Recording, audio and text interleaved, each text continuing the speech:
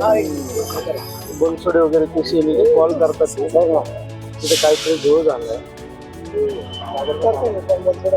हा, विवेक.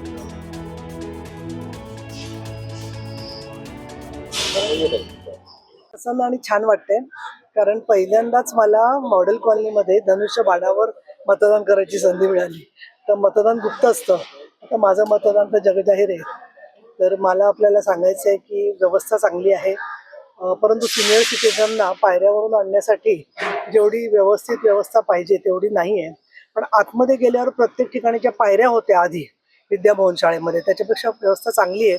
परंतु झालंय काय की मतदार यादीमधले जे जुने मतदार होते, म्हणजे जे वयाने जास्त झालेत उलटे, त्यांना इकडे केलेलं आहे शिफ्ट, आणि बाकीचे जे मतदार आहेत ते तिकडे आहेत. प्रत्येक ठिकाणी पायऱ्या या शाळांमध्ये असतातच की ज्या चढताना सिनियर सिटीजनना त्रास होतो. रांगेत उभं राहायला सुद्धा रांगेत फार अपुरी जागा आहे. पण ठीक आहे, शेवटी मतदानाच्या अधिकारासाठी आपण हे सगळं स्वीकारत असतो. सगळीकडे महाराष्ट्रामध्ये मतदान चाललेलं असताना काल फार अशांत वातावरण होतं, परंतु त्याच्यामुळे मतदान आहे आणि निवडणूक आहे याची जाणीव मतदारांपर्यंत झालेली आहे. आणि ज्या प्रकारने काही गैरमार्गांचा उपयोग होतोय, तर त्याचा कुठलाही दबाव मतदार न घेता निर्भयपणाने मतदान करतील अशी मला खात्री वाटते. पुणे शहराच्या मध्ये प्रत्येक ठिकाणी, काही वॉर्डांमध्ये जाऊन आले मी, प्रत्येक ठिकाणी उत्साहाचं वातावरण आहे. काही ठिकाणी मोबाईल आत नेत असताना दुजाभाव केला जातोय अशी तक्रार पण माझ्याकडे आलेली आहे. काही लोक जे एकटे येतात त्यांना मतदान करण्याच्या आधी त्यांचा मोबाईल कुठे ठेवायचा कळत नाहीये, आणि मग मोबाईल ठेवून द्या म्हटल्यावरती ते परत जात आहेत. अशा सुद्धा तक्रारी काही ठिकाणून आल्या आहेत. तर एक व्यवस्थित माहिती लोकांपर्यंत पोचली पाहिजे की इथे मतदानाच्या आधी तुमचा मोबाईल ठेवता येईल. ते आता या क्षणी जरी शक्य नसलं तरी आलेल्या मतदारांना गाईड करण्यासाठी एखादा अधिकारी बाहेर सुद्धा त्यांनी अधिक जास्तीचा ठेवायला पाहिजे, किंवा बोर्ड लावायला हवं होतं असं मला वाटतं. पण याच्या पलीकडे अतिशय चांगलं वातावरण आहे आणि आम्हाला उत्तम प्रकारे लोकांचं सहकार्य मिळेल असं वाटतं. काही अशांत वातावरण होतं असं म्हणताय, नेमकं कोणामुळे हे अशांत वातावरण झालं, कोण त्याला जबाबदार आहे? एकतर सातत्याने इतर पक्ष जे आहेत लढतीमध्ये ते कसे अदृश्य आहेत हे दाखवण्याची दोन मोठ्या पक्षांमध्ये फार मोठी चुरस चाललेली आहे, आणि त्याच्यामुळे आपला जो चौथा स्तंभ आहे त्यांचेच मन दूषित करून त्यांना प्रभावित करण्याचं राजकारण मोठ्या प्रमाणात चालू आहे, असं मी थेट आरोप करते. असं धरायलाही हरकत नाही आहे की जेणेकरून आमच्या दोघातच चुरस आहे दाखवायचं आणि बाकीचे पक्ष जे आहेत त्यांचं महत्त्व कमी करायचं. तर हे एक कशामुळे राजकारण होतं आहे हे सगळं जगजाहीर आहे. दुसरं मी असं म्हणेन की पैसे वाटणं एक असं आहे की पोल शीट देत असताना निवडणूक आयोगानुसार खर्च द्यावा लागतो, की आमच्या एवढा खर्च झालेला आहे. आणि आज सुद्धा जे आज जातात पोलिंग एजंट, त्यांची पण जेवणा खाण्याची व्यवस्था करणं हे पक्षांवर बंधनकारक आहे.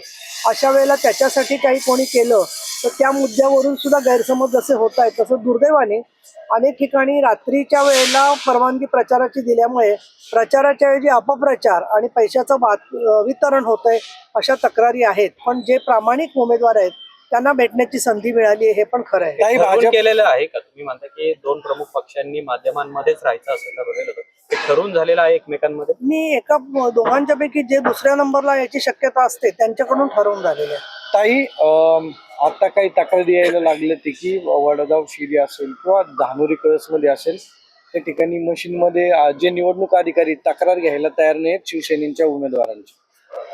त्या संदर्भामध्ये जे केंद्र प्रमुख आणखी निवडणूक प्रक्रियेचे प्रमुख असतात त्या सगळ्यांनी ताबडतोब दखल घ्यायला पाहिजे. आणखी त्याच्यात काही अडचण असेल तर मी परत एकदा सांगू इच्छिते की मुंबईमध्ये एकदाच मतदान एकच वॉर्डामध्ये आहे, एक उमेदवार. बाकी महाराष्ट्रामध्ये सगळीकडे प्रभाग असल्याने 4 वेळेला मतदान करणं गरजेचं आहे. पण काही लोक ज्यांना खात्री आहे स्वतःला मिळणार नाहीये असे पराभूत होणाऱ्या उमेदवारांचे प्रचारक व्हॉट्सअपवरून सरळ सरळ मेसेज पाठवत आहेत की 4 ठिकाणी तुम्ही बटन दाबा मुंबईमध्ये. म्हणजे हजारो लोक जर का असं खोटं करायला लागले तर मतदार जो आहे तो गोंधळून जाऊ शकतो की आपल्याला 4 मतपत्रिका मिळाल्याच नाहीये, तर मग आपल्या उरलेल्या मतांचं काय झालं. आणि परत तुमच्या मार्फत विनंती करते की मुंबईमध्ये एका वॉर्डामध्ये 1 मतदान आहे आणि उर्वरित सर्व मग पुणे आहे, बाकी अकोला आहे, अमरावती, या सगळ्या ठिकाणी 4 प्रभाग आहेत आणि त्यामुळे 4 वेळेला आपल्याला बटन दाबायचं आहे. त्याची जाणीव सुशिक्षित मतदारांनी ठेवली पाहिजे. आणि निराधार बातम्या ज्या आहेत त्या व्हॉट्सअपवरून पाठवणाऱ्या लोकांच्या बद्दल ताबडतोब कारवाई सुद्धा गरजेची आहे. चंद्रकांत पाटील यांनी आता आकड्यांचं गणित मांडलेलं आहे. मुंबईमध्ये भाजपला 90 जागा आणि शिवसेनेला 40 जागा मिळतील, हे मान्य आहे तुम्हाला? मला असं वाटतं की या संदर्भामध्ये मुंबईतले आमचे जे प्रचारामध्ये प्रमुख आहेत शिंदे साहेब हे त्याबद्दलचं मत मांडतील. पण मला असं वाटतं की घोडा मैदान जवळच आहे, उद्याच आपल्याला या संदर्भातले आकडे काय ते कळणार आहेत आणि म्हणून याबद्दलचे अंदाज कोणाचे चांगले निघू शकतात, परंतु त्यांचे काय अंदाज असतील ते आज मतदान व्हायच्या आधीच अंदाज का सांगतो माणूस, म्हणजे इतरांचे उमेदवार आणि मतदारांनी खचावं हे त्यांचं राजकारण असतं. पुण्यात 120 जागा लागतील गणेश बिडकरे म्हणतात आणि दादाही म्हणतात 115 ते 20च्या जागाच्या आसपास. त्यांचंच मैदान, त्यांचाच क्रिकेट, त्यांचाच बॉल, त्यांचेच अंपायर, त्यामुळे ते स्वतः ठरवून सांगतात काय चाललंय ते. पण ठीक आहे, पुढच्या काळामध्ये जे काय होईल त्याच्यामध्ये आपल्याला समोर दिसेलच काय सत्य आहे ते. म्हणजे काय होणार आहे? मुरलीधर मोहोळ असं म्हणाले की आम्हाला कुणाच्याही पाठिंब्याची गरज नसणार आहे, स्वबळावर आम्ही महापौर होतो. तर हेच वाक्य ते लोकसभेच्या आधी बोलले असते तर बरं झालं असतं असं मला वाटतं, परंतु लोकसभेच्या नंतर ते हे सर्व विसरलेले आहेत युतीचा धर्म आणि त्याच्यानंतर खूप अहंकाराचा वारा त्यांच्यापर्यंत पोचलेला आहे. पण ठीक आहे, अहंकाराचा जो गर्व असतो तो काळ त्याच्यावरती उत्तर देत असतो. आम्हाला एकच वाटतं की आमच्या संदर्भामध्ये खाजगीमध्ये त्यांनी काही जी विधानं केलेली आहेत ठिकठिकाणी, आम्ही एकच जाणार दोनच जाणार, तर ही त्यांना शोभणारी नव्हती युती धर्माला. आणि ज्या मोदी साहेबांवर विश्वास ठेवून आम्ही त्यांच्याबरोबर लोकसभा आणि विधानसभेत काम केलं त्या संपूर्ण आम्ही केलेल्या विश्वासाला आणि कामाला हरताळ फासणारी होती, हे मात्र पुणेकर शिवसेनेचे उमेदवार जे आहेत आणि मतदार यांच्या नक्की लक्षात राहणार. त्याच्या निकालानंतर आता भाजप स्वबळावर म्हणते, समजा अजित पवार आणि तुमच्या शिवसेनेला समाधानकारक जागा मिळाल्या तर एक वेगळा पॅटर्न पाहायला मिळेल का? हे संपूर्णपणे काय चित्र होते तयार त्याच्यावरती अवलंबून आहे. भूमिका प्रत्येकाचं एकमेकाशी वागणं, आपल्या राजकीय भूमिका शेवटी एक भाग आहे की आम्ही केंद्रामध्ये आणि राज्यामध्ये महायुतीमध्ये आहोत आणि त्यामुळे अशा प्रकारचे मतभेद जरी झाले तरी सुद्धा त्या मतभेदाच्या पलीकडे आम्ही अनेक वेळेला गेलेलो आहे. त्यामुळे परिस्थितीबद्दलचा अभ्यास करण्याच्या आधीच काही एक म्हण आहे बघा मराठीमध्ये, उतावळा नवरा आणि गुडघ्याला बाशिंग, तसे काही पक्षांची परिस्थिती आहे की ते आधीच कायम कुणाबरोबर जायचं याचा पाठिंबा जाहीर करतात. त्यामुळे असला उतावळेपणा आतापर्यंत कधी शिवसेनेने केला नाहीये आणि करणार पण नाहीये.